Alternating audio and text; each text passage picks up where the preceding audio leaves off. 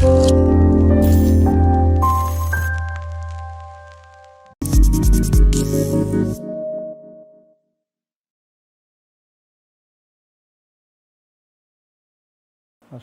wassalamu ala asyrafil anbiya'i wal mursalin Sayyidina Muhammadin wa ala alihi wa sahbihi ajma'in. Qala rabbi shrah li sadri wa yassir li amri wa hlul 'uqdatam min lisani yafqahu qawli. Subhanaka la ilma lana illa ma 'allamtana innaka antal alimul hakim. Wa la hawla wa la quwwata illa billahil aliyyil azim. Ilahi anta maksudi wa ridhaka matlubi.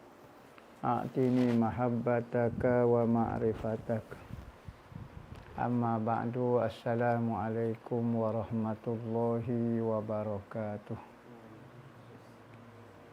Berkata Syekh Wan Daud bin Wan Abdullah Al-Fatani dalam kitab dia Ad-Durrus Samin, sehinggalah perkataan beliau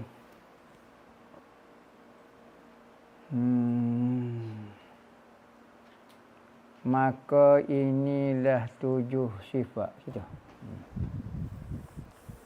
Maka inilah 7 sifat, iaitu kudrat, irada, ilmu, hayah dan samuk dan basar dan kalam, dinamakan sifat ma'ani. Ma'ani apa maksud ma'ani? Jamak daripada kalimah makna. Apakah maksud makna? Makna ni tujuan. Awak mari sini, gapo dia makna dia? Awak ngaji agama ni, gapo dia makna dia? Makna ni tujuan dia.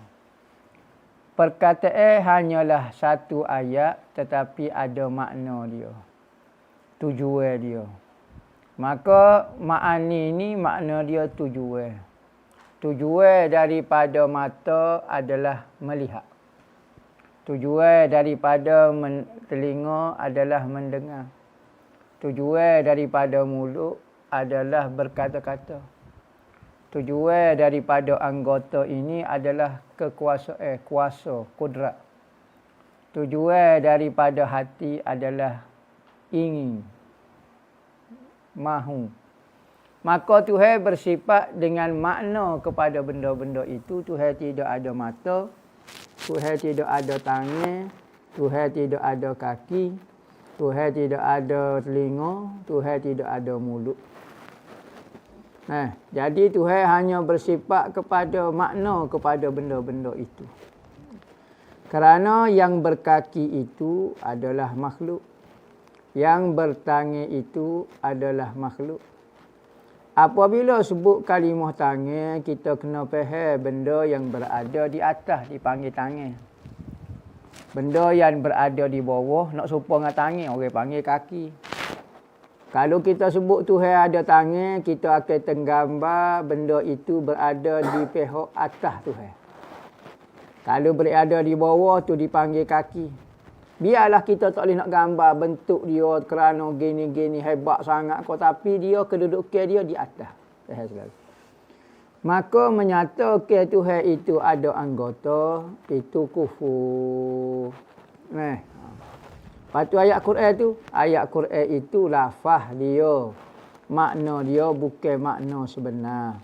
Lafaz kita kena beriman. Tuhan ada yadung, ya ada yadung. Istilah dia panggil. Lafaz yadung itu wajib beriman. Lafaz saki ni betih. Lafaz sak kena beriman. Lafaz istawa kena beriman. Makna dia kita tak beriman. Lafaz wajib beriman. Makna, kerana makna dia bercanggah dengan ayat Quran lain. Menyebut mengenai sifat Tuhan juga, tapi bercanggah. Tuhan kata Tuhan tidak sama dengan makhluk. Laisa kamitslihi syai'. Maka ayat laisa kamitslihi ni ayat muhkamat. Ayat yang faham, jelas, tidak bercanggah dengan akal, tidak bercanggah dengan nas. Manakala ayat mutasyabihat pula, ayat kesamaran, maka ditakwil ayat mutasyabihat kepada makna yang muhkamat. Kerana makna muhkamat, kita tak tahu makna dia, katanya ulama salah. Katanya ulama khalaf, maksud tangan, maksud yadung adalah kuasa. Lagu tu. Jadi Tuhan bersifat dengan makna kepada benda tu. Maka erti sifat ma'ani itu, apa dia maksud sifat ma'ani? Kullu sifatin mawjudatin qa'imatin bimawjudin aujabat hukma. Ngaji kitab ni jadi alim dah bab tauhid. Boleh khotel kitab ni alim dah. Khotel dengan faham lah, khotel dengan tak faham. Supaya makan nasi tak telai, kunyah-kunyah saja telai dok berat. Makan sepuyuk pun dok kunyah saja telai dok tak punya payah juga. Maka orang dulu ngaji kitab ni suruh lah. Regu dia so lagi nama kitab Aqidatun Najin. Akidah pegangan orang yang berjaya di sisi Tuhan. Najin. Orang yang terlepas daripada seksa api neraka. Ni Durusami. Regu dia ni. Ni dikira kitab-kitab, kalau kitab Tauhid Melayu ni kira kitab besar dah ni. Bukan kitab kecil dah ni. Orang ngaji kitab Durusami ni peringkat pertengahan dah tu. Peringkat pertengahan. Perbahasa khilaf ada berlaku tu. Sebelum masuk kepada kitab tinggi-tinggi. Iaitu tiap-tiap sifat yang maujud. Tu benda ada. Sifat ma'ani ni benda ada. Kalau Tuhan buka hijab daripada kita, kita boleh nampak sifat ma'ani sebagaimana kita nampak zat Tuhan. Apa maksud maujud? Kullu syai'in yasihu an yura. Benda yang boleh dilihat. Tu kaedah dari sudut ada tu, dari sudut boleh tengok. Bukan dari sudut boleh rasa, boleh jilat, boleh bau, boleh dengar idrak. Sifat idrak 5. Benda yang boleh dilihat. Maka zat Tuhan itu benda ada. Ya.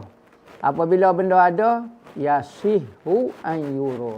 So, boleh kalau kita nak tengok. Masalah kita tak tengok, kita tak nampak. Tu suku pasal. Tapi boleh kalau dia dilihat? Boleh. Kerana kaedah benda ada, so boleh untuk dilihat. Yasihu an yura. Maka apabila benda ada, kullu maujudin benda ada, maka sifat ma'ani juga boleh kita tengok. Sebagaimana tengok zat, tengok juga sifat. Tengok lagu mana? Tak tahu. Ambo royak tengok ya. Bukan kata rupa dia. Berarti kalau demo kata boleh tengok, demo telah merupakan Tuhan. Tak. Ambo tak pernah merupakan. Ambo kata boleh tengok saja. Ahli sunnah kata boleh tengok. Supaya kita boleh tengok ke Tuhan. Maka kalau awak kata kita boleh tengok, berarti Tuhan ada depan, Tuhan ada bentuk, ada rupa, siapa boleh tengok. Kalau benda tak ada rupa, nak tengok lagu mana? Tak segi, tak petok, tak belakang, nak tengok lagu mana? Berarti awak telah merupakan Tuhan. Hamba kata tengok. Bukan masalah boleh merupakan Tuhan. Dia kata melazimi. Apabila boleh tengok, maka otomatik kita telah merupakan Tuhan di depan. Katanya Mu'tazilah. Mu'tazilah bagi dia, Tuhan tak boleh ditengok. Tuhan tak boleh tengok apabila-bila. Kerana dia tak ada belakang. Laisa belakang. Nak tengok mana? Tak depan, tak belakang, tak betul. Katanya ahli sunnah jumuh dah ayat Quran kata je. Wujuhun yauma izin nadirah ila rabbiha nazirah. Muka pada hari kiamat semua cerah berlaku. Kerana dia dapat melihat Tuhan dia. Nazirah, tengok kepada. Maka boleh tengok? Ya boleh tengok. Apabila tengok, ya saya hanya kata tengok. Bukan kata apabila melazimi boleh tengok tu berarti benda depan. Dia saya tak ayat itu. Tidak lazim, tak syarat benda apabila kita tengok, benda tu mesti duduk depan. Katanya Mu'tazilah dah, apabila tengok mesti duduk depan. Kalau duduk belakang tengok ke mana? Maka ulama ahli sunnah wal jamaah jawab, kata setiap benda boleh tengok tak syarat duduk depan. Kalau kita mimpi mak kita lah. Masa kita tengok tu mak kita duduk depan tak? Kita mimpi tengok mak kita. Duduk dalam kepala kita, duduk belakang kita, sebelah kiri kita tak? Lepas tu, dia tak ada. Tapi kita tengok. Ya saya tengok. Maka sabit tengok nah ayat Quran. Kaifiyat dan cara lawazim dia tidak salah. Tu ahli sunnah jawab. Mu'tazilah kata hai toleh. Dia mau kata boleh tengok mesti dekat belakang. Mesti benda tu berupa. Okey, benda ni. Awak tengok tak benda ni? Awak tak tengok ke apa dia? Tak nampak ke apa dia? Apa nampak? Benda ni tidak segi tidak. Lagu mana kecek. Jadi khilaf ulama. Maka benda ada boleh ditengok. Sifat lagu mana sifat? Nak tengok sifat lagu mana? Nak tengok pedah lagu mana? Rasa boleh. Sudah. Nak tengok lagu mana? Kalau setiap benda yang ada tu benar. Tak tahu, tengok. Dia sebut tengok. Tak tahu, tak boleh nak royak, tak boleh nak berapa. Sekadar tu saja pemahaman kita mengenai itu. Tu pun kalau tepat, kalau tak tepat kita tak tahu, wallahu a'lam. Moga Tuhan suruh kita guna akal, suruh berfikir dengan waras, berpandu ke Quran dan hadis, berpandu ke pemikiran yang waras, yang betul, hukum bertepat dengan hukum akal, maka lagu itulah kita faham. Maka apabila mawujud pada zihin, dia kata mawujud pada zihin, bukan mawujud pada zihin ni, benda ada sungguh. Kalau dia kata, Sintat sebut dia, mawujud pada zihin. Sebut. Siap ada. Kita tu. Zihin ni wujud pada akal. Berarti yang tak wujud pada alam ni, tak wujud pada akal. Zat wujud pada luar, bukan zihin. Wujud di luar. Bekas ini wujud. Ya, bekas di luar. Wujud di luar. Sehingga kita boleh jamu. Manakala licin dia. Manakala ikutlah warna putih dia ke. Warna putih dia. Mana putih dia. Ni warna putih. Mana. Ni bekas. Kita tunjuk putih saja. Tak boleh. Cabut putih. Tak boleh pun cabut putih. Dia kena tupai kot licak ke apa dia. Maka putih tu sifat dia. Maka sifat ni dia wujud di akal saja ke dia wujud di luar. Kalau wujud di akal saja, maka tak nampak sini. Tak wujud sini. Tapi putih ni benda ada. Sekalipun tak boleh nak cabut, tapi dia benda ada. Maka ada sini, ada di luar. Bukan di zihin. Ada kata. Sini, Syekh Daud kata, mawujud pada zihin. Mawujud pada akal. Warna lagu ni orang pahal putih lagu ni. Orang tak kata hitam dah, warna putih. Pahal di akal. Maka putih, hijau, apa dia hanya wujud di akal. Tidak wujud di kharij. Jadi bagi sifat, wujud dia wujud di zihin. Ni pendapat Syekh Daud. Kalau kita ngaji, sifat ni wujud bukan di zihin saja, di kharij pun sifat juga. Sifat ma'ani ni. Kuasa, kemampuan mendengar, kemampuan melihat ni lain daripada zat. Dia tu benda ada. Ya, benda ada. Ada ni apa dia? Benda wujud fil kharij. Ni wujud di alam. Wujud betul luar. Dan pada kharij, zihin dan kharij. Bukan zihin saja. Zihin dan kharij. Syekh Daud pun sebut zihin dan kharij. Berdiri dengan mawujud. Mawujud ni benda yang ada dah. Mawujud benda ada. Berdiri dengan mawujud, yakni sifat itu berada di benda ada lah. Yakni berdiri pada zat Allah Ta'ala dan mewajibkan hukum. Mewajibkan hukum apa? Sifat ma'ani, kudrat. Di samping duduk di Allah Ta'ala, dia mewajibkan, menyebabkan. Mewajib sini, menyebabkan zat tu nak buat benda lain. Di samping kudrat duduk di zat Tuhan, dia nak mencipta. Tu dia panggil. Ma'ani ni menyebabkan jadi maknawiyah. Menyebabkan ada takluk. Menyebabkan apa dia. Tu mewajibkan hukum. Mewajibkan timbul benda lain. Kuasa dengan zat Tuhan. Apabila kuasa duduk di zat Tuhan, maka mewajibkan hukum lain lagi. Apa dia? Keadaan Tuhan berkuasa. Timbul pula istilah maknawiyah. Berkuasa. Berkuasa ni muncul kerana kuasa berada di zat Tuhan. Tu. Yujibul aujabat hukmah. Yakni, manakala berdiri ia sifat ma'ani pada zat, maka mensabitkan zat itu hukum. Apa dia hukum? Maknanya, iaitu sifat-sifat maknawiyah. Menyebabkan berlakulah sifat maknawiyah kerana ma'ani ada di Tuhan, maka jadilah maknawiyah. Perkataan yoh tu adalah nisbah kepada ma'ani. Yo tu ni nisbah. Ma'nawiyah. Ma'ani ma'nawiyah. Ma'nawiyah dia panggil. Umpama kudrat apabila berdiri pada zat, maka mewajibkan zat itu hukum. Hukum apa dah? Iaitu dikatakan qadir. Kaunuhu qadiran. Demikianlah dikata ketujuh-tujuh. Kaunuhu mutakallima kaunuhu. Kerana. Dan dikata pula sifat ma'ani. Ni takrif sifat ma'ani.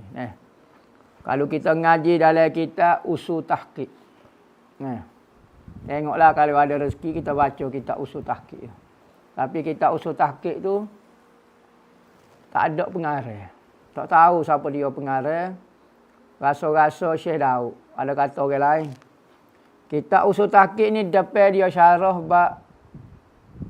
bab tasawuf. Tasawuf ke bab tauhid. Tengah dia syarah bab tasawuf. Kok ni, kok depan tasawuf, kok ni tauhid. Tengah tu dia gabung di antara tasawuf dengan tauhid. Maka takrif dia pelik sikit. Antara takrif dia, ni. Dan dikata pula pada ma'ani. Ni. Kataan ni ada dalam kitab usul tahqiq. Kitab nipis lah.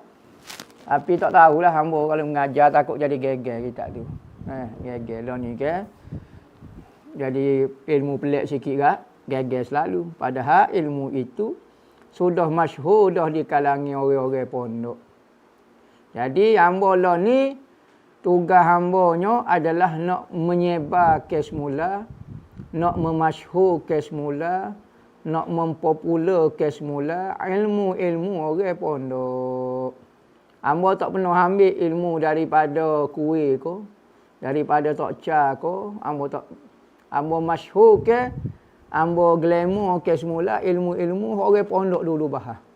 Maka ilmu dulu dibahas di pondok. Mungkin tidak jadi kontroversi, tidak jadi panas kerana orang pondok saja faham ilmu ni. Maka ilmu ni apabila kita baca kepada orang awam jadi terkejut sikit. Tapi tak apalah, ilmu ni tidak sesat kerana dibahas dah di pondok-pondok ya daripada dulu lagi. Maka semenjak daripada wujud live ni, live. Hamba duk baca kitab-kitab pondok. Maka masyarakat sekarang mula terbuka dah akal dia nak mengetahui ilmu-ilmu orang pondok. Banyak lagi ilmu orang pondok hak pelik-pelik. Hamba tidak baca kerana takut jadi fitnah. So, fitnah tak apa lagi. Kita takut ada orang hasad. Ada orang hak nak cari dah aib, nak cari dah masalah, nak cari isu. Maka dia buat isu. Sesek Wahabi lah mudahnya. Maka habis jadi isu, jadi keliru, jadi gapo. Sedangkan ilmu itu menjadi mainan. Menjadi benda biasa di kalangan orang pondok. Dan hamba tengok sekarang ilmu-ilmu lagu tu semakin tidak dijaga. Kerana dulu terlalu terpelihara di pondok, maka tutup guru tua dah meninggal dah. Kepala-kepala tolong pun meninggal. Maka semakin kurang orang baca ilmu-ilmu lagu tu, maka menyebabkan ilmu tu semakin pelik. Sehingga orang pondok rasa saya tak pernah belajar. Dia tak belajar sedangkan ilmu itu sudah masyhur dah di pondok. Maka jadi ilmu tu ilmu pelik. Sedangkan ilmu tu jadi mainan tutup guru tua kita dulu. Banyak lagi kitab hok pelik-pelik. Ilmu gani. Jadi tengoklah kalau ada rezeki kita baca ko, tengok pula lah kita mesyuarat pula istikharah. Lagu mana nak baca ko tidak. Adakah benda ini nak membangkitkan semula ilmu-ilmu yang telah tersimpan, yang sudah lama tidak dijaga, nak mengembalikan, nak memasyhurkan, nak membiasakan masyarakat dengan ilmu ni. Kerana benda ni kalau lama-lama jadi semakin ganjil, tak apa lagi. Akhir sekali diisytiharkan sesak ilmu tu. Sedangkan ilmu itu hanyalah perbahasan orang-orang pondok jelas dulu. Tak ada khilaf dulu. Seperti kitab Ibnu Arabi. Geger gepar. Ya bagi orang yang jarang mentolaah ke dia. Ulama dulu baca kitab Ibnu Arabi daripada jilid pertama sehingga jilid ke-8 ke jilid ke-4 ke apa habis. Fasa dia goni-goni bab dia beratus-ratus bab. Tak ada. walau sekali majlis ada orang kritik kita tu. Bab, semua bab. Daripada awal bab sampai akhir bab, semua ulama dengar. Faham berlaku. Tak ada hak bercanggah dengan akal, bercanggah dengan apa dia. Jelas berlaku. Orang lah ni nak baca kitab hak tinggi-tinggi tak boleh baca. Muka surat pertama tu khilaf dah Gaya-gaya kepa kan. Kerana apa? Kerana bukan ahli dia. Kalau ahli dia, kalau di Syria, di Syam ada seorang ulama. Nama dia Syekh Muhammad At-Tilmisani. Syekh Muhammad At-Tilmisani tak silap. Dia ni guru lah. Pada guru-guru. Wali anak murid tu wali-wali sajalah, pergi tarikah saja. Dia baca dulu kitab Ibnu Arabi Futuhat Makkiyah kau apa dia baca. Daripada awal sampai akhir. Tak ada orang kritik, tak ada orang gapo, anak murid dia pun hanggup belaka, tak ada air tu. Tu. Orang lah ni muka surat pertama tu kritik dah. Buat apa? Kritik tu apabila dia kritik dia kata salah. Dia sebenarnya budaya kritik dalam ilmu ni bagus. Kerana nak menunjukkan kefahaman. Lah ni kritik dengan tak faham sebenarnya. Kadang orang kritik kau faham lagi sebenarnya. Ibarat ni kritik tak faham. Salah pun kau tak faham juga. Pernah. Maka tak boleh lagu tu. Jadi tengoklah. Kita baca ko, kita usul tahqiq. Tengok ilmu orang dulu-dulu. Biasa ya tu. Usul tahqiq tu. Durun Nafih ko kita baca ni. Cuma untuk orang awal kita tak boleh syarah dalil-dalil sangat.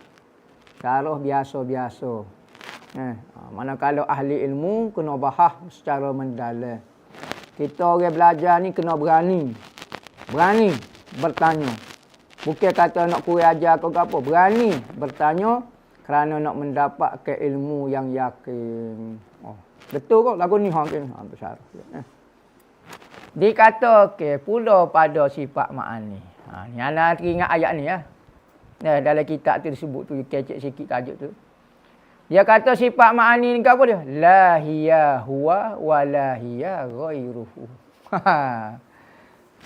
Mulalah ayat orang-orang wali kecek sikit ya. La hiya huwa wa la hiya ghairuhu.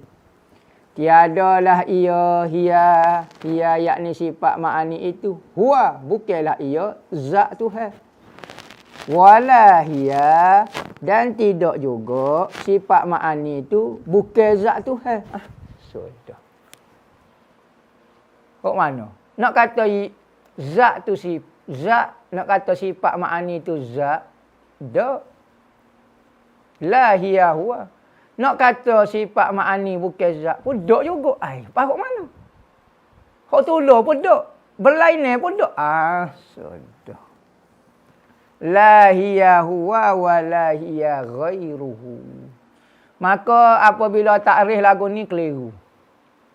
Keliru bagi orang yang memahami sifat. Maka bagi orang yang terlalu fana hingga hilang sifat nampak zat semata-mata tak ada. Hanya nampak sifat saja. Zat dengan sifat hak tolong dia kata. Tak ada sifat, amun nampak zat semata-mata. Ada kata dak lain, sifat lain, zat lain. Maka apa dia maksud dia? Nak kata hak tolong pun dak, nak kata hak lain pun dak. Apa dia maksud dia? Gini. La hiya huwa. Tidaklah sifat ma'ani itu zat dari sudut takrif. Takrif dari sudut pengenalan sifat benda lain, zat benda lain. Ya dah? Takrif sifat maqama bi ghairi. Takrif zat maqama bi nafsih. Benda berdiri dengan sendiri. Benda yang menupai pada benda lain tu panggil sifat. Dari sudut takrif memang la hiya huwa. Bukan. Tapi dari sudut hakikatnya la hiya ghairuhu. Seolah-olah zat dengan sifat tu hak tolong ya. Bulat pada gelas ini. Pada kita tengok pada hakikatnya seolah benda so ya. Kamu nampak gelas so ya. Bulat tak nampak dah. Kita tengok ke zat ni. Dia mula pergi ke apa? Pergi gelas tak pergi bulat. Maka dari sudut dari sudut zahirnya, hakikatnya, hak berlakunya, hak wakilnya adalah sama. Tapi dari sudut takrif sifat benda lain. Zat benda lain dari sudut takrif. La hiya huwa dari sudut takrif, wa la hiya ghairu dari sudut hakikat dia tu. Benda tu. Maka hak ni jadi orang fana ni. Masalah. Sifat dengan zat. Tu pening tu. Pang. Jadi hamba tak boleh nak syarah banyaklah. Takut Wahabi dia tunggu lama nak. Jadi ilmu ni kena bui likulli maqalin maqamun. Setiap percakapan ada tahap-tahap dia. Wa likulli maqamin maqalum. Saling. Wa likulli maqamin maqalum. Dan setiap tempat ada percakapan dia. Hak sesuai. Ni ulama wi takrif dia. La hiya huwa wa la hiya ghairuhu. Semakin rekah dah. Saat ni takrif saat ni nampak macam ayat tadi syarah ni jadi kau pening pula. Maka sebab itulah apabila seorang itu belajar ilmu tauhid tapi tak belajar ilmu tasawuf, satu hari dia akan jumpa satu benda yang semakin jelas yang ngaji tauhid. Semakin jelas ketauhidan Tuhan, tapi satu benda jadi macam ada satu titik gelap sebentar. Dia akan jumpa satu bilik yang tak boleh buka selama-lamanya. Dalam pengajian ilmu tauhid, kalau dia ngaji tauhid semata-mata, semua boleh buka. Misalnya ada 1000 bab perbahasan ilmu tauhid, buka lah. Ada satu bilik tu dia tak akan boleh buka. Kecuali dia kena belajar ilmu tasawuf. Baru dia boleh buka tauhid tu. Kalau tidak, tak boleh buka bab tu. Kena belajar ilmu tasawuf, ilmu hakikat, barulah dia boleh buka pintu itu. Baru dia nampak jelas. Katanya Syekh Abdul Wahab Asy-Sya'rani. Syekhul Azhar pada zaman dia dalam berapa ratus tahun dululah. Dia kata dia ni orang alim, baca kitabnya berapa Patuh Wahab Abi Khotai 50 kali, baca dengan tahqiq memang sahih, sangat-sangat alim. Tapi dia kata dalam satu bab ni hamba tak cakap ilmu tasawuf ni hamba tak cakap masuk, tak boleh masuk. Tak boleh masuk. Kecuali hamba kena jumpa guru juga. Hamba kena buai segala ilmu hamba, tunduk, buai ke ego hamba. Sekalipun hamba alim dalam semua bidang, maka kena buai ke ego hamba, duduk bersimpuh di hadapan seorang guru. Sekalipun guru tu tak belajar kau gapo, maka dia boleh buka pada hamba. Maka dia pun duduklah dengan seorang tak belajar nama Sidi Ali Al-Khawas. Ni guru dia, wali. Tak belajar, tak alim pun. Tapi moga dia wali, dia ada kunci tu. Ada ilmu ni tak boleh belajar kecuali belajar dengan mursyid wali.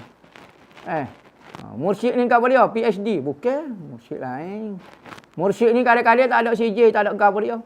Tu biasa lah, tapi dia mursyid. Lepas lagu mana? Maka apabila hamba mengaji dengan dia kata mula-mula hamba mengaji ni seperti hamba masuk dalam bilik gelap. Tak ikat baca, kau keliru. Bokok kau gelap. Bokok biluk kau pintu kau gelap. Ya kaya gitu. Kau gelap, kau tak nampak lagi mana. Maka apabila hamba jumpa dengan guru hamba, barulah jadi cerah nampak segala perkara.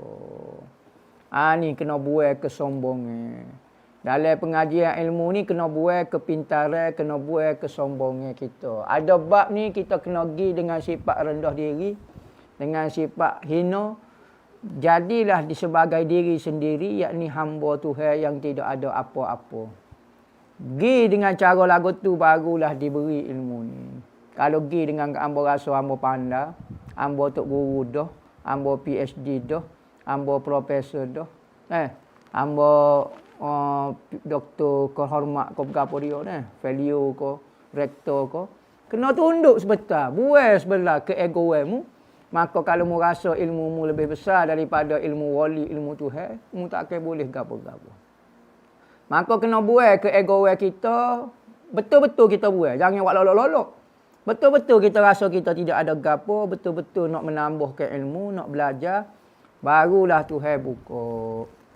Kalau buat semata-mata, hamba nak nyamai jadi bodoh, nak dengar perhati orang kecil, cara tengok kalau ada salah, hamba nak perauk salah. Maka siapa kemapuhlah tak boleh ilmu lagu ni. Kena buai sikit ke ego lagu tu. Ada ilmu lagu tu terpaksa dia. Mula-mula ilmu ni kena ngaji, kena pakai otak, kena bejok, kena ngaji nahwu, ngaji mantik, ngaji goni, ngaji macam-macam kena guna otak. Lama-lama kita kena buai dulu. Sebab nak ilmu semakin tinggi ni kena buai dah. Tak boleh guna akal dah. Ya mari min ladunna ilma, ilmu ladun ni.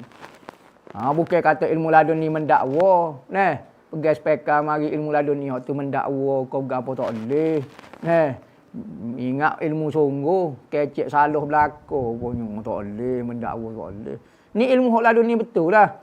Bukan kita kata nak menyokong seseorang kau nak mengkata dia ada ilmu laduni dak. Hak ni hak ilmu hak sebenar. Ada orang nipu, benar, banyak orang nipu. Bukan kata orang ilmu laduni yang nipu, ilmu PhD pun ada juga nipu ilmu ngaji niru ko ada juga. Jadi lagu tu ilmu ni. Jadi apabila kita semakin belajar, jangan rasa sombong, jangan rasa pintar, jangan rasa pandai. Kerana akal ini ada batasnya dia. Dia pergi satu kali, kalau pok entah mengaji lama, entah pergi satu tempat, entah rasa tak boleh guna dah akal masa ni. Entah kena buh dalam poket, jalan dengan muka lain. Dalam mata hikir ada sebut, wirid-wirid itu, zikir-zikir itu adalah kenderaan hati. Matayal qulub. Kenderaan hati. Jadi kena pergi dengan orang lain. Tak boleh guna otak tu. Imam Ghazali lagu tu juga. Orang alim. Alim dia. Semua ilmu. Besoknya mengarah kitab Khulasah, kitab Al-Basit, kitab Al-Wasit, kitab Ghani, Al-Mustasfa. Yang mengarah. Tapi dia jumpa adik dia rasa dia bodoh lagi. Tak boleh ilmu. Adik dia bisa lagi. Adik dia tidaklah sehebat dia. Tapi dia rasa dia tak pandai lagi. Tapi mujurlah Allah Ta'ala hidayah kepada dia. Dia sanggup buai ke ego dia nak dapat ilmu tu. Kalau dia dok berkerah dengan ilmu dia ke. Apabila dia tak boleh rasa. Maka apabila dia buai ilmu dia sanggup buai ke ego dia. Maka Allah Ta'ala buka kepada dia. Barulah dia tulis kitab Ihya Ulumiddin. Menghidupkan ilmu-ilmu agama. Dulu tak hidup rupanya. Dulu ilmu gapo tak tahu hamba ngaji. Siap dia sebut dalam kitab dia kata hamba dulu ngaji siapa jadi rektor universiti Nizamul Muluk. Orang alim sekali, syekh dia jadi. Rektor lah kita kata lah ni. Di universiti Nizamul Muluk. Rupanya hamba ngaji dulu bukan kerana Tuhan.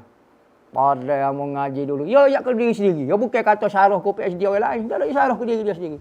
Hamba ni tak betul gini. Jadi macam gitulah hamba. Untuk syarah kok PhD tu bukan semua PhD tak betul. Kok tak betul lah. Kok niat nak naik ke Wahabi ke. Tu tak betul. Tu guna PhD. Niat untuk dapat gaji ke.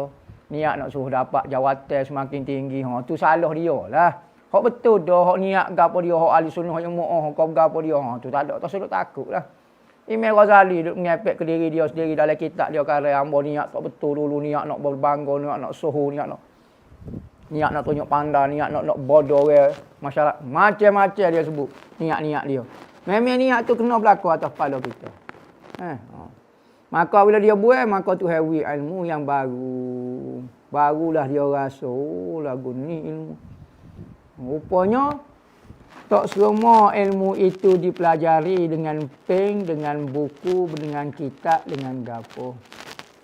Dalam ayat, Imam Ghazali ada sebut cerita Syaibanur Ra'i. Syaiban, Ra'i, penjaga kambing. Maknanya sang penjaga kambing. Nama dia Syaiban. Dia guru pada siapa dia? Imamun Syafi'i. Guru pada ini. Orang Badui. Tak erti baca. Tak erti menulis. Kerja dia pera kambing. Kalau kita gak, orang kapung pera beruk. Ni.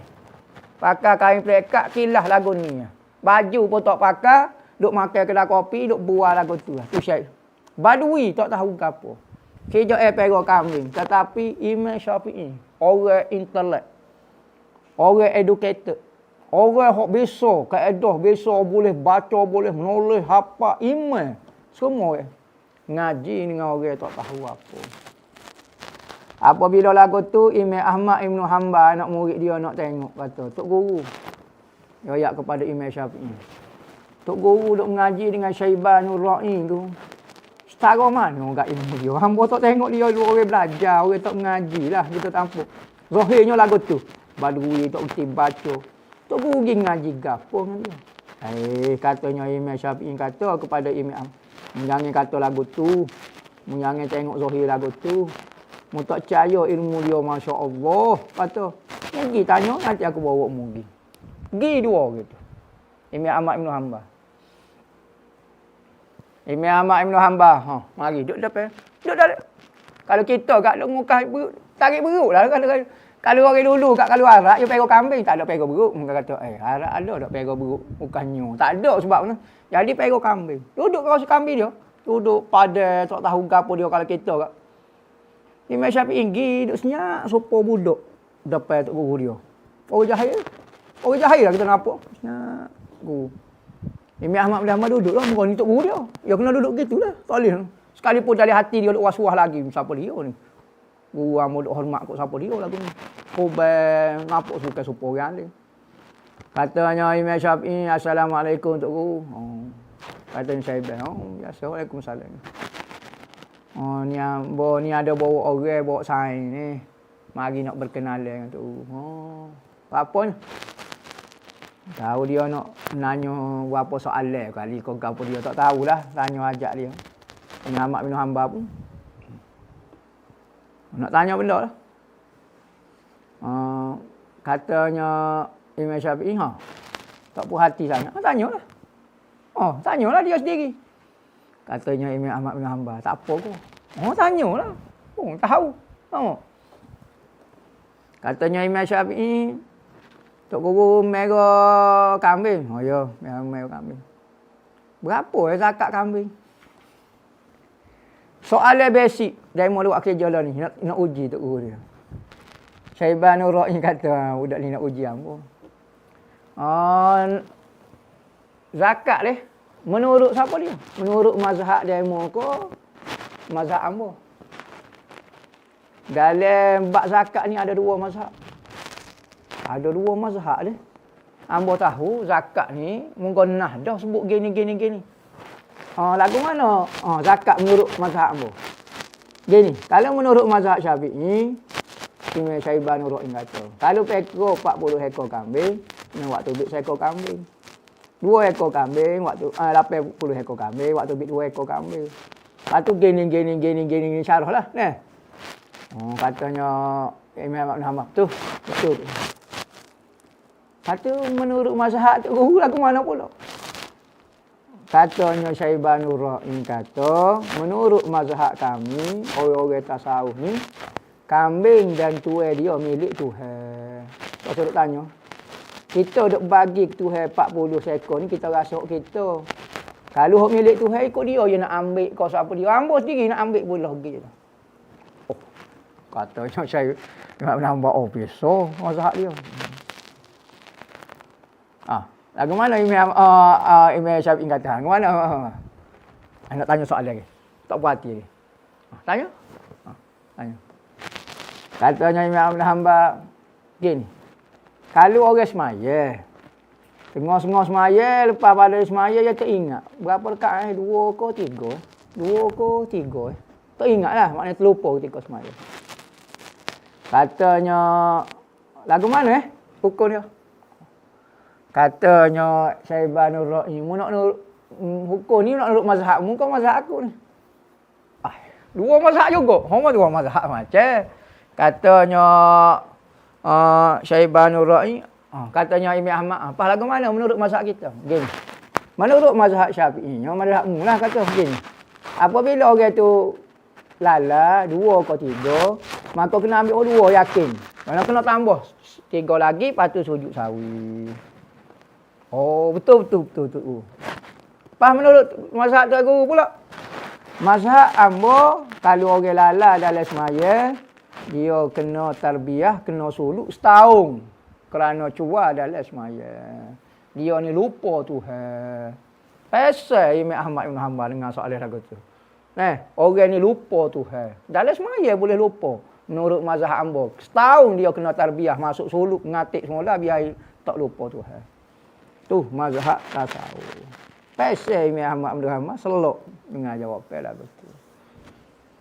Maka adalah sifat-sifat wallahu a'lam.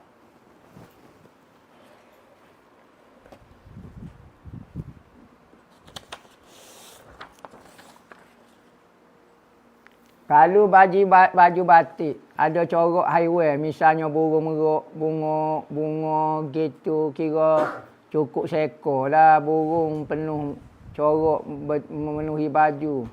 Boleh buat semaya ke tak ustaz? Gini, masalah boleh buat semaya itu sah kerana dia tidak najis. Perbahasan pakaian ada yang bergambar. Ini bukan perbahasan bab semaya. Dia perbahasan bab lukisan. Adakah boleh melukis benda yang bernyawa ataupun tidak? Masalah nak pakai baju hatu kau gapo tengah semaya sah dari sudut sah. Maka pakaian kalau tu menyebabkan terganggu orang makruh sahaja. Tajuk ni bukan tajuk semaya. Tajuk pakaian bergambar ni nak pakai bila-bila, duk saja kau, duk berderak kau pakai baju hok ada gambar. Bukan tajuk semaya. Semaya sah. Ni masalah lukis. Ada ulama kata boleh, ada ulama kata tak boleh. Tak boleh maknanya haram lah. Ada kata boleh tapi makruh. Seorang lelaki berkahwin dengan janda ada anak.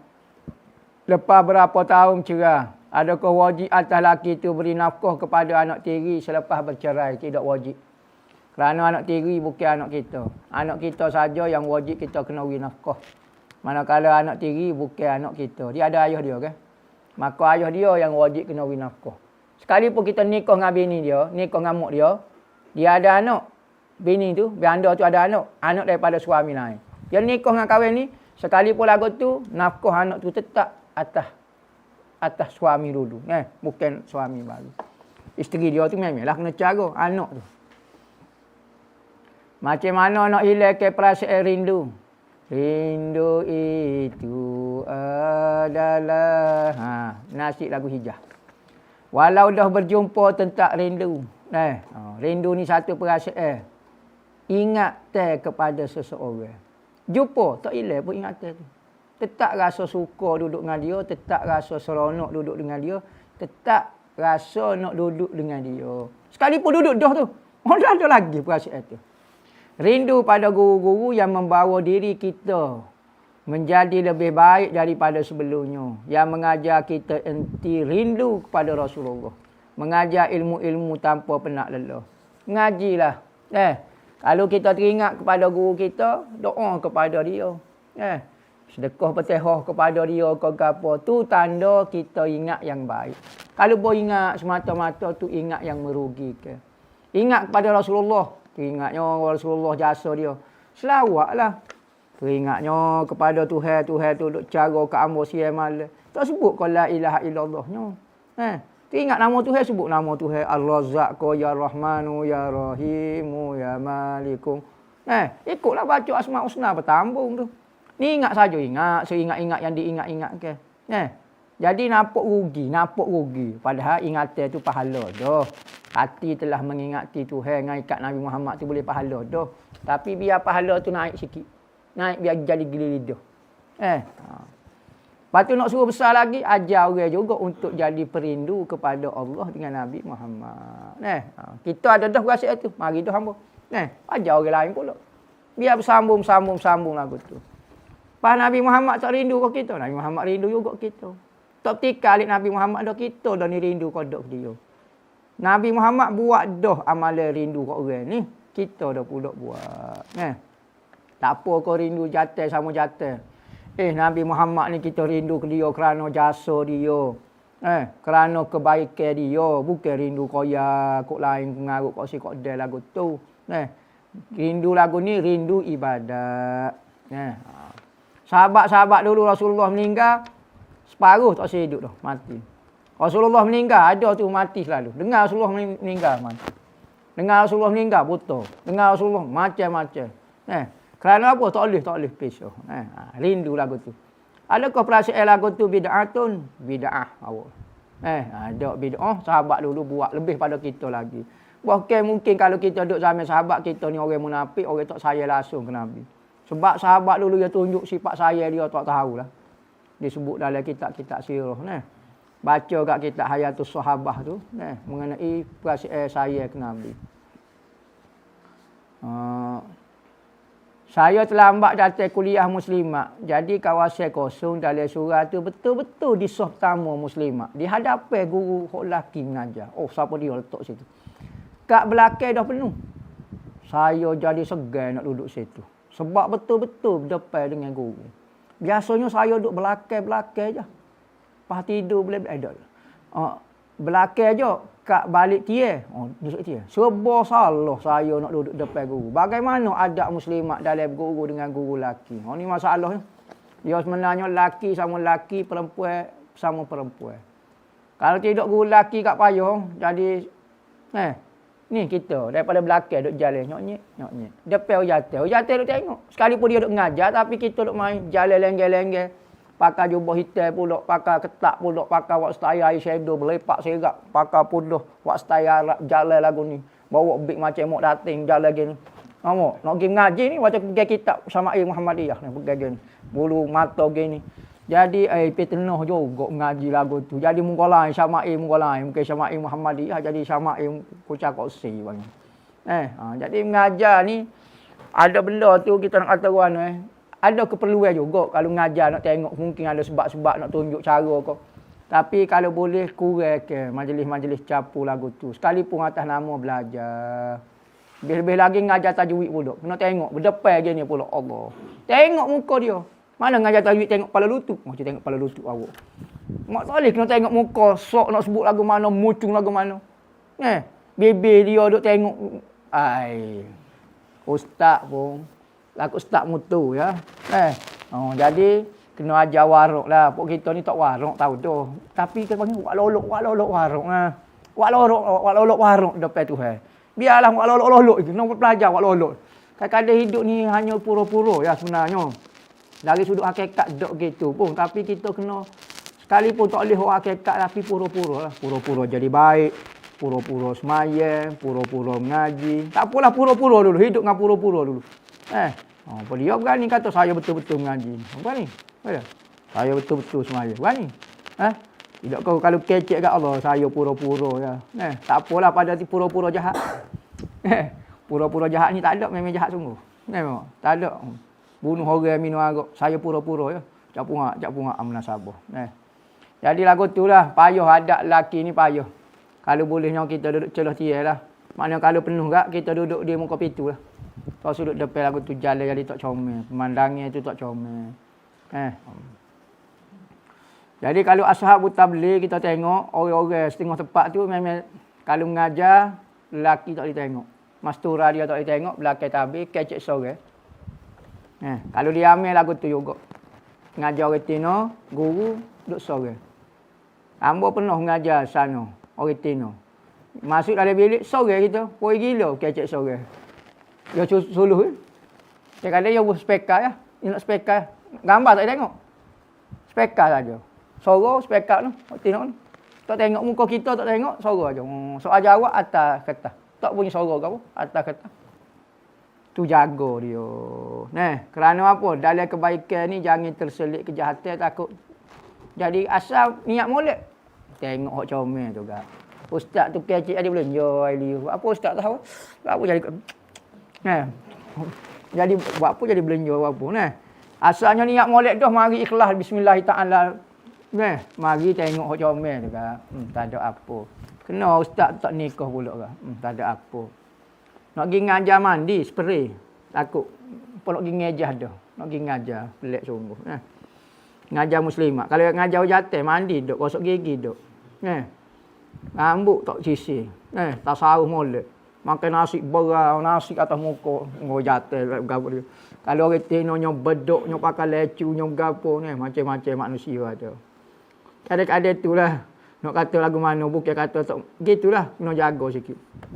Boleh kau amal zikir Naqsyabandi. Zikir niat. Tanpa ijazah.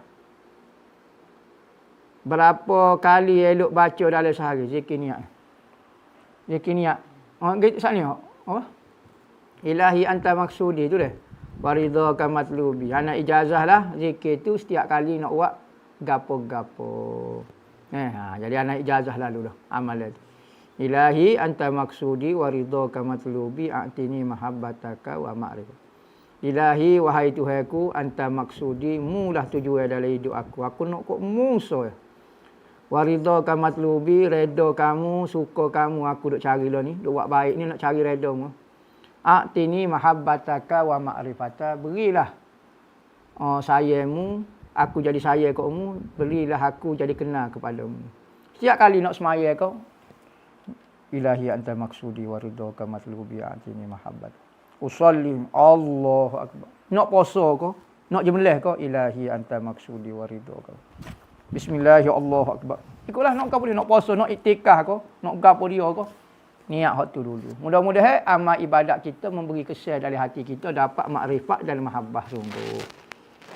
Kadang-kadang ibadat tidak menyebabkan dapat makrifat dan mahabbah.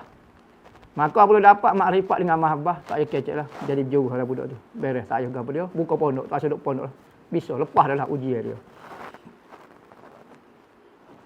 Boleh kau kalau seorang itu berselawat tapi minta dan bertujuan dikurniakan aura lah, apa-apa lah. Gini, moleknya. Kita selawat lah sebagai tanda hubungan kita dengan Nabi Muhammad.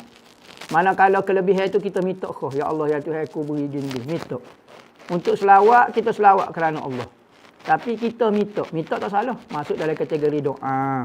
Ya Allah, ya Tuhan, aku dengan berkat selawat ni jadikan murah rezekiku. Kita selawat tu kerana Allah. Kerana-Mu, ya Allah. Selawat nak buat hubungan dengan Nabi Muhammad, nak buat hubungan dengan-Mu. Nak sebut nama-Mu juga. Sallallahu ala Muhammad. Allah Muhammad. Allah Muhammad. Kita nak salih Allah Muhammad, aku jadi pelik. Mengerti Allah Muhammad pula ni. Allah Muhammad. Allah Muhammad. Kita tamu sallallahu ala Muhammad. Sallallahu ala Muhammad. Nama Allah pun sebut, nama Muhammad pun sebut. Nak sebut semacam nama-Mu. Biar tak lepas daripada ingatan aku. Manakala pemberian itu kita minta, ya Allah, dengan berkat selawat ni. Tak apa, tu masuk dalam kategori doa. Jangan jadi ke tujuan ibadat, tujuan selawat, tapi jadi ke doa. Tujuan itu kita bubuh dalam doa. Bolehkah kita rasa tak selesa macam kurang senang pada orang yang tak solat? Lebih kurang kecek macam beci lah mudah. Sifat dia malas nak semaya. Siapa masjid pun dia tak segi semaya. Jas. Ada lagi. Tapi jas tunggu dalam kereta. Ada lagi. Maknanya bukan Kelantan ni kalau jas ni. Bukan ngejas. Jas. Jadi ada orang gini. Nabi Muhammad antara hati yang baik adalah hati suka kebaikan, benci kejahatan. Maka tak salah kita benci orang tak semaya. Benci perbuatan dia. Bukan benci orang tu. Orang tu kita doa supaya dia dapat hidayah, dia jadi baik lebih pada kita pun. Kita doa dia jadi wali pun. Mu tak apa, depan ni mu tak semaya deh. Depan aku deh. Tak apalah aku doa mu jadi wali pun. Dia jadi wali, mu semaya lebih pada aku pula. Mu jauh pada aku. Ni kita tak semaya, kau benci, kau doa anak. Jangan. Tak ada manfaat agama lagu tu nak menghancurkan manusia. Agama datang nak bawa rahmat, tarik manusia daripada neraka kepada syurga. Maka lagu mana? Boleh mari kasih air benci kerana bapa pun benci orang tak semaya. Tuhan suruh benci orang tak buat maksiat. Maka kalau Tuhan marah tiba-tiba aku sayang kepada orang yang Tuhan benci, tak boleh lah. Supaya dalam Quran kata ghairil maghdubi alaihim waladhdallin. Bukanlah golongan manusia yang Tuhan marah semacam kawan. Siapa dia? Yahudi. Maka dia ni Tuhan marah semacam. Waladhdallin bukan golongan yang sesat. Siapa dia? Nasrani. Orang Kristian ni dia sesat. Tapi orang Yahudi ni Tuhan marah apa tu? Maghdub. Bukan kata sesat dah, Tuhan marah. Penat. Jadi tak salah manusia tak marah kok Yahudi. Kerana apa? Tuhan marah. Maka kita kena marah lah hak Tuhan marah. Kena sayang lah hak Tuhan sayang. Kena kata sesat lah hak Tuhan. Maka tak ada orang Islam hak suka kepada Yahudi. Ghairil maghdub. Tu bangsa siapa jahat tak jahat dia siapa Tuhan dia Tuhan kata maghdub kan. Tuhan marah. Supaya setan kena laknat. Macam kena laknat. Dia Tuhan laknat kat Allah. Kita kena jadi lagu tu ikut Tuhan. Hak tak bolehnya kita benci kerana diri kita. Benci bukan kerana Tuhan. Hak tu tak boleh. Kalau benci kerana Tuhan suruh benci, hak tu tak apa. Saya kerana Allah, benci kerana Allah.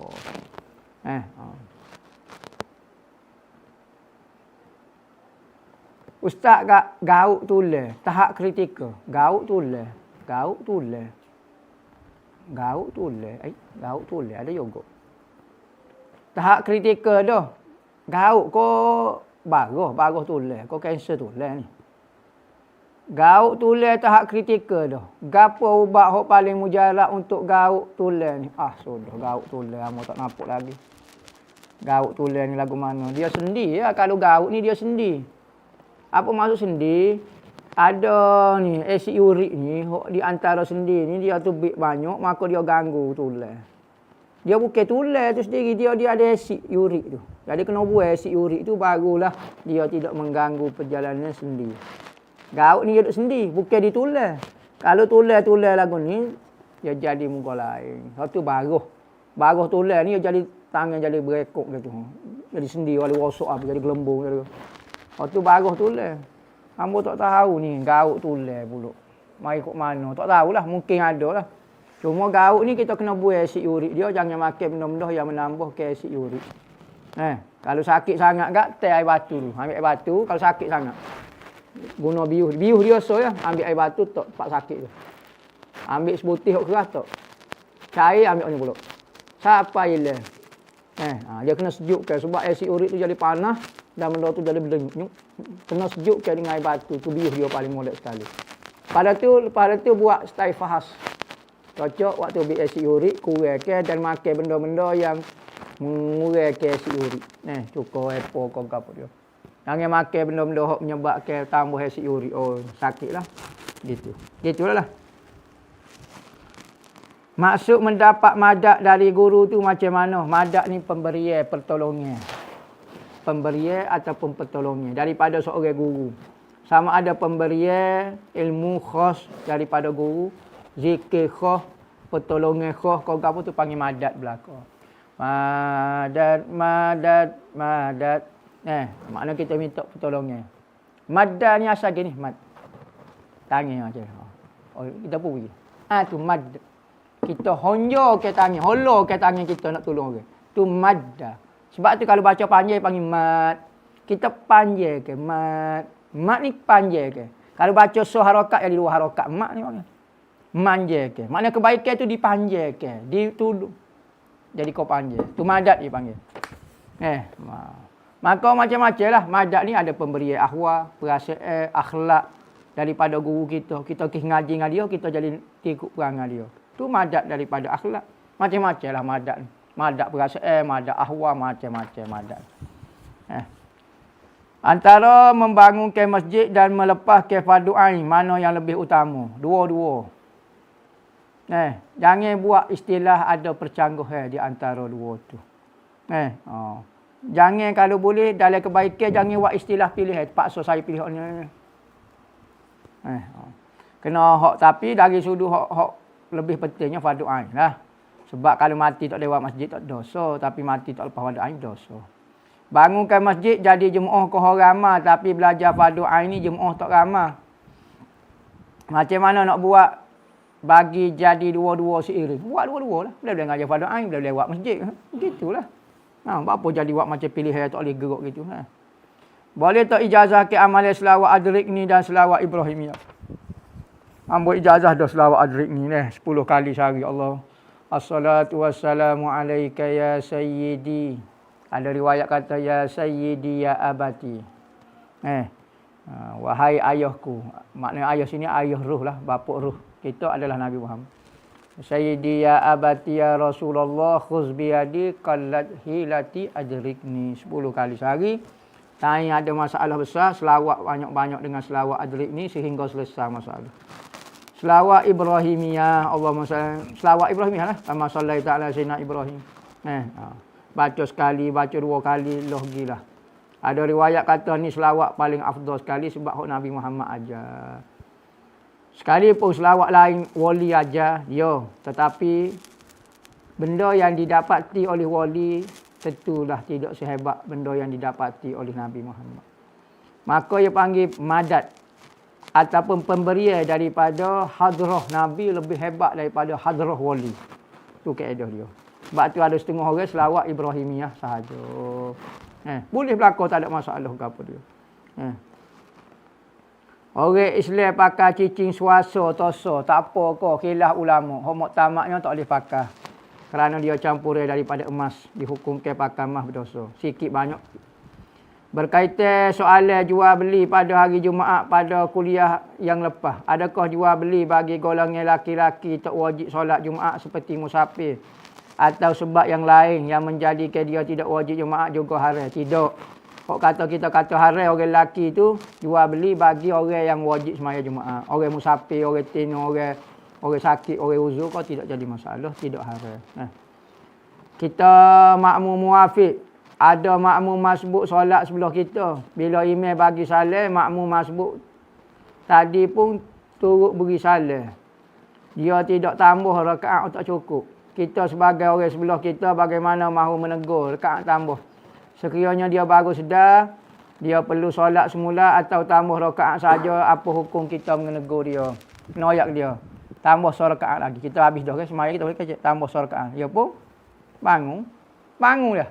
Bangun maknanya bangun niat nak semaya lah, bangun. Jangan niat bangun usolli. Tak payah usolli dah.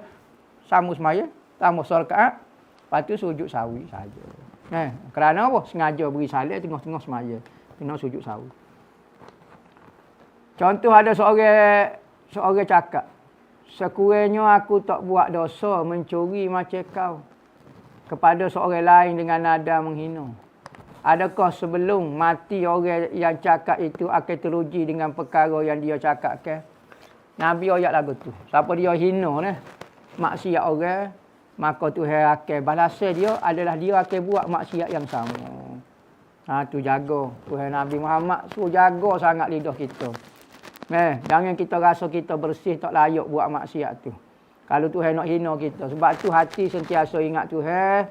Sentiasa ingat kita hamba Tuhan. Hati kita di antara kuasa Tuhan. Tuhan nak pindah kita muqallibal qulub tu bila-bila. Jangan dok rasa cakap aku buat. Kakak ni jahat. Mambo tekak buat benda lagu ni. Jangan. Berhati-hati. Hati kena jaga, lidah pun kena jaga daripada menghina. Manakala nak nasihat, nak tanya hukum hakim, boleh kita royak gini-gini lelaki ni apa kita kena pergi nasihat ke dia. Tak apa lagu tu.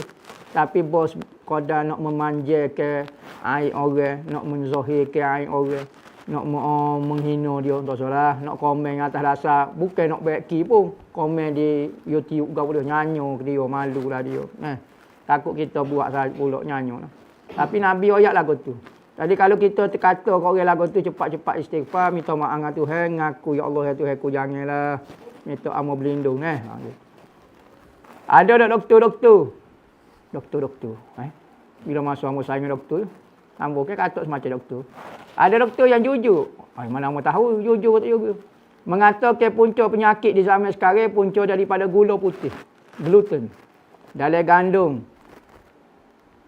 Dalam gandum, roti, kuih muih, masuk ke proses. Soalannya, kenapa benda-benda ini semua tidak difatwakan sebagai makruh atau haram untuk dimakan? Kerana ia banyak memberi mudarat kepada manusia hari ini.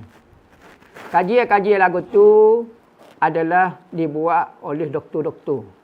Manakala bahagian fatwa ahli agama tak buat kajian. Maka kalau mungkin tajuk ni kepada dia, mungkin apabila dia buat kajian, dia akan buat tubik satu kenyataan. Mungkin dia tidak berpuas hati dari sudut penyelidikan dia. Kerana dari sudut penyelidikan, ramai tersalah. Penyelidikan tahun ni, katalah benda ni mudarat. Penyelidikan tahun depan, tak molek rupanya. Sudah, kita fatwa tu haram. Tidak kau jadi, sebab tu dalam bab fatwa, kena berhati-hati. Jangan cepat. Sekalipun ni kajian menggunakan alat canggih daripada planet Pluto, biarlah. Takut salah. Ada orang, dia doktor pakar. Tapi dia pergi kursus juga. Tiap-tiap tahun, kursus pakar. Dia bahagia jatuh. Tiap-tiap tahun dia kata berubah. Tahun ni kata lagu ni. Tahun lepas kata lagu ni pula. La haula wa ambo lu royak kau sakit ambo banyak mana tu. Jadi penemuan sains dan kajian ini tak semestinya. Jadi apabila kajian misalnya kata gula putih ni bahaya, kita tak boleh pegang benda itu betul-betul. Maka apabila benda tu tidak semestinya menyebabkan mudarat, maka tak boleh buat fatwa ke apa. Kadang-kadang ada benda ni gimmick, nak jatuh orang lah, nak gapo dia, macam-macam lah. Jadi dalam bab agama kena berhati-hati. Sebab Nabi kata berhati-hati dalam bab beri hukum hakam. 2/3 qadi masuk ngaku. Jangan lorak, jangan main isu, kabar-kabar kita waktu bik fatwa saja kita. Sebab lah ni tengok isu boikot, isu gapo. Majlis-majlis fatwa kau gapo dia tidak sepakat, tidak gapo dia. Tak berani. Sebab apa? Hukum hakam ni mesti kaedah. Orang ahli agama dia ada kaedah-kaedah dia. Jangan guna hukum perasaan kita ke apa dia. Maka jadi siapa keluar ni jadi tak berani orang ni kata wajib, orang ni kata tak wajib, orang ni kata gini, orang ni macam-macam. Sama-sama ada hujah berlaku. Jadi kita naik Syekh Rabbana sore duk tepi ikut kita lah. Jangan paksa orang ikut kita. Maaf tanya, benarkah tidak boleh membayar zakat daripada sumber yang haram? Benda yang haram. Maknanya pitih daripada kita curi. Pitih riba. Pitih kita ropok orang. Maka pitih tu bukan pitih kita. Apa nak bayar zakat? Zakat pun bukan pitih kita. Sedap kita. Kita jumpa kaya. Kita ambil pitih dia. Memang nak bayar zakat. Pitih demo. Biambolah bayar demo pandai-pandai mana boleh. Pitih haram. Dia panggil pitih yang tidak sah milik. Tak sah kita miliki. Contohnya menyanyi, berlakon, sumber pendapatannya halal. Tak ni kata, kena kata. Haram. Apa? Menyanyi, berlakon. Apakah sumber pendapatan dia halal? Berlakon ni tidak dosa berlakon. Tak dosa. Cuma buat maksiat ketika berlakon, ketika semaya atas masjid depan Kaabah buat maksiat, tu dosanya. Bukan benda tu sendiri, berlakon tu dosa. Mana kalau ada maksiat, barulah dosa. Maka kalau buat maksiat, maka orang bayar kita untuk buat adigan, buat benda maksiat, bolehlah lagu tu. Dosa lah. Tapi orang bayar kita berlakon jadi wali, kau terbaik biung berlakon. Kan? Bayar. Kemahiran kita berlakon, pandam nak lipat orang menipu. Dari berlakon orang minat kata lipat orang. Maka kita berlakon jadi tok guru, berlakon jadi murabi, berlakon jadi tak apalah. Berlakon kan. Dibayar tak ada masalah pun. Jadi halal. Apabila halal, bolehlah bayar zakat atau apa dia.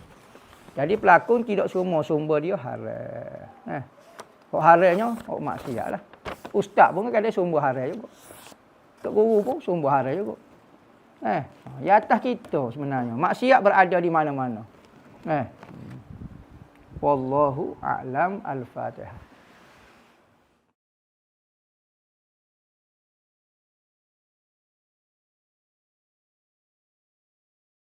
Bismillahirrahmanirrahim. Alhamdulillahirabbil alamin wassalatu wassalamu ala asyrafil anbiya'i wal mursalin sayyidina Muhammadin wa ala alihi wa sahbihi ajma'in. Amma ba'du. Segala puji bagi Allah Subhanahu wa taala di atas segala nikmatnya yang kita sedar ataupun yang tidak sedar. Maka di antara nikmat-nikmat yang Allah Taala beri kepada kita adalah bermusafir, berjalan, mengembara, melihat kejadian-kejadian makhluk Allah Subhanahu wa taala. Maka katanya Allah Subhanahu wa taala, hendaklah kamu bermusafir, melihat akan pelajaran-pelajaran yang kamu dapat ambil daripada peristiwa-peristiwa yang dahulu-dahulu. Jadi bersempena dengan bermusafir ini, pihak Madrasah Ribat Al-Mustafa ada menganjur ke ziarah mahabbah dan umrah kali kedua, iaitu ziarah ke Mekah, Madinah, Mesir dan Yaman. Kita akan bermusafir selama 20 hari. 20 hari yang mana kita akan pergi ke Mekah dan menjalankan ibadah umrah. Dan selepas pada tu ke Yaman dan akhir sekalinya ke Mesir. Di samping kita melakukan ibadah umrah, kita berziarah, cari pengalaman, melihat peristiwa-peristiwa, kejadian-kejadian yang mungkin menambahkan lagi keindahan, menambahkan lagi nostalgia, menambahkan lagi semangat kita untuk berpegang dengan agama Allah Subhanahu wa taala. Di samping untuk berkenalan dengan budaya-budaya di luar daripada budaya kita. Jadi pada 10 Februari sehingga 29 Februari 2024, yakni 20 hari, pihak madrasah ada menganjurkan. Jadi siapa-siapa yang berminat untuk menyertailah pengembaraan jaulah rohani kita lah, boleh menghubungi Ustaz Fakhrul Razi di nombor 013-922-9048. Jadi mudah-mudahan pengembaraan kita ini tidak menjadi sia-sia dan dikira pahala ibadat. Wabillahi taufiq wal hidayah. Wassalamualaikum warahmatullahi wabarakatuh.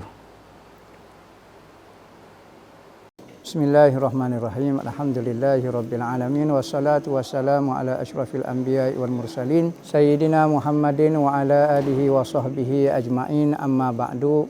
Wa man yu'azzim sya'airallah fa innaha min taqwal qulub. Sesiapa yang membesarkan syiar ataupun tanda kebesaran agama itu menunjukkan hati seorang yang bertakwa. Maka di antara benda membesarkan syiar Allah Subhanahu wa taala adalah memuliakan tempat-tempat yang Allah Taala mulia. Katanya Nabi SAW, sebaik-baik tempat di muka dunia adalah masjid-masjid Allah dan seburuk-buruk tempat adalah pasar-pasarnya. Maka saya madrasah okey daripada Madrasah Ribat Al-Mustafa, saya dipertanggungjawabkan untuk mengikut amanah untuk menguruskan Madrasah Ribat Al-Mustafa, merayu kepada saudara dan saudari untuk menyumbang kepada pembangunan masjid yang sedang kita buat. Mudah-mudahan sumbangan kita itu sebagai tanda kita membesarkan syiar Allah Subhanahu wa taala di atas muka bumi Allah Taala. Kita telah habis sebanyak dalam 200,000 dan kita masih memerlukan 280,000 lagi untuk menyiapkan